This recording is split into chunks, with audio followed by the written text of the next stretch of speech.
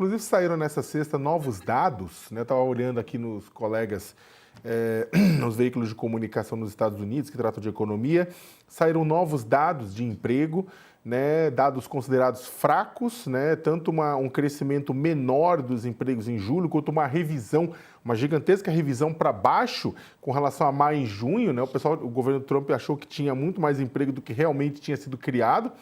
E analistas apontam que as tarifas punitivas, as tarifas contra o mundo aplicadas por Trump, também já começam a causar fissuras na economia norte-americana. É claro que isso reverbera aqui, porque a depender do nível de insatisfação da população, principalmente dos trabalhadores que votaram no Trump acreditando que teriam mais emprego, melhor preço, inflação mais baixa, né, do que o governo democrata, esse pessoal pode retirar apoio e aí o Trump pode também repensar as coisas, né?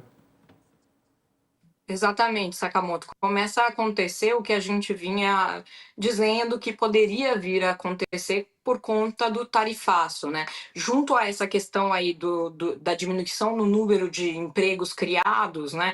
O que sugere uma desaceleração da economia, também saiu o dado de inflação. E a inflação está acima da meta e acima do projetado, acima do esperado. Vem em 2,6%, a meta é de 2% e a expectativa era de 2,5%.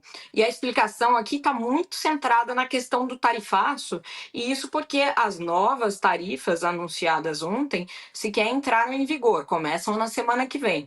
Isso deve dar um soco na economia americana bastante forte, tanto que as bolsas estão caindo no mundo inteiro hoje em reação a isso, até porque as tarifas acabaram sendo maiores do que se esperava, né?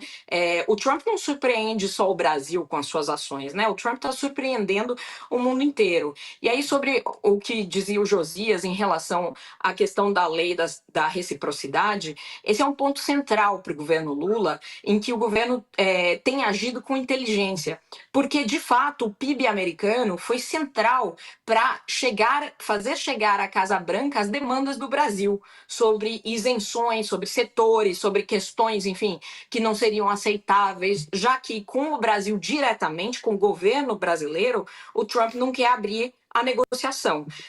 Então, impor agora uma reciprocidade, colocar sobre os americanos taxas nesse momento no Brasil, seria dar um tiro no seu aliado, seria derrubar quem está trabalhando por você, né? Então, existe um entendimento muito claro de que o Brasil depende do empresariado americano agora e depende dessa boa relação para conseguir continuar negociando com a Casa Branca. E mais uma coisa que eu queria comentar, Sakamoto, em relação à questão da reação do governo brasileiro e como isso tem sido entendido, né? Muito se fala de que o Lula talvez pudesse ter tido um outro comportamento em relação ao Trump, talvez menos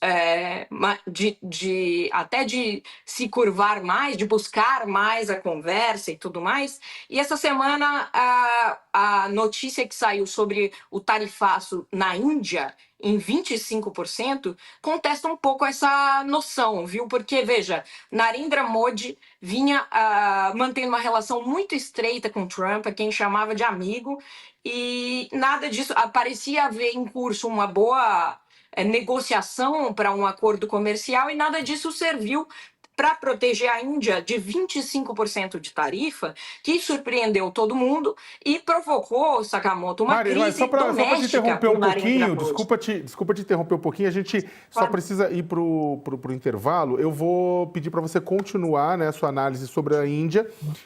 Para quem está acompanhando o All News aqui pela internet, o pessoal da TV, é um rápido intervalo, a gente volta já já. Mari, desculpa te interromper, pode continuar a análise. A Mariana Sanz, diretamente de Washington, para quem está chegando agora, estava avaliando, né, que a resposta do governo brasileiro e comparando com a situação da Índia, né, do primeiro-ministro Narendra Modi. Pois é, eu dizia que eu faço essa comparação até porque são dois países assim potencialmente comparáveis, são dois membros dos BRICS, enfim, são dois países emergentes importantes, enfim, a Índia hoje maior do que o Brasil e estrategicamente falando mais relevante, até pela questão da relação com a China e tudo mais, mas o Modi tomou um comportamento bastante diferente em relação ao Lula com o Trump, visitou, fez toda uma cena, manteve diálogos e agora ele está sendo acusado de ter sido subserviente ao Trump, de ter baixado a cabeça e ter recebido em troca uma facada. E ele, que é um primeiro-ministro bastante popular, talvez esteja na sua maior crise de popularidade nesse momento do seu governo, justamente porque a estratégia de se fazer amigo da Casa Branca até agora não trouxe nenhum dividendo, né?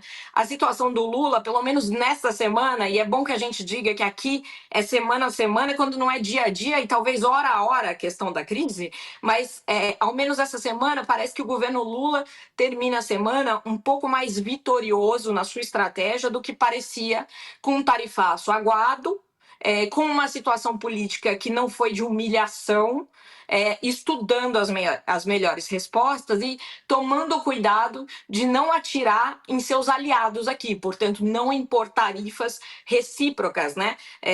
Aliás, um diplomata muito experiente brasileiro me disse que se fosse há 20 anos, não havia questão. O Lula botaria tarifas imediatamente iguais, do mesmo tamanho, enfim, na mesma resposta. E que o que se está vendo hoje é uma certa maturidade da política externa brasileira para lidar com uma crise sem escalá-la.